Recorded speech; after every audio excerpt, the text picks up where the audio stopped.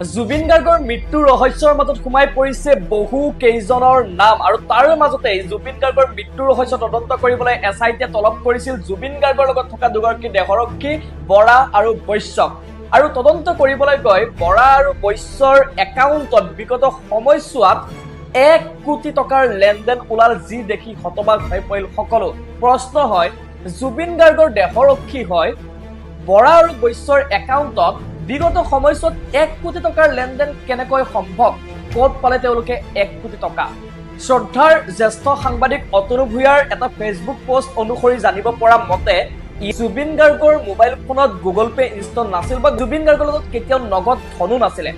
জুবিন গাৰ্গে অনুষ্ঠান কৰাৰ নামত বা গান গোৱাৰ নামত যি নগদ ধন পাইছিলে, যিমানখিনি টকাই পাইছিলে, লগে লগে সেইখিনি টকা তেওঁৰ অতিকৈ বিশ্বাসী দেহৰক্ষী বৰা আৰু বৈশ্যক দিছিলে একাউণ্টত, নিজৰ একাউণ্টত জমা কৰি থবলৈ।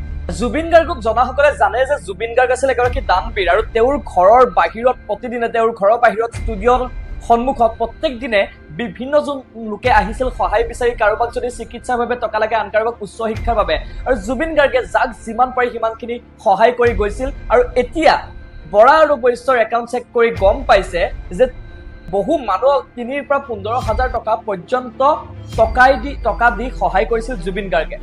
তথ্য অনুসৰি বিগত সময়ছোৱাত জুবিন গাৰ্গে বৰা আৰু বৈশ্যৰ একাউণ্টত 1 কোটি ধন জমা ৰাখিছিল আৰু বিভিন্ন সময়ত বৰা আৰু বৈশ্যৰ একাউণ্টৰ যোগেদিয়ে সেইসকল অৰ্থাৎ আৰ্তজনক সহায় কৰিছিল জুবিন গাৰ্গে।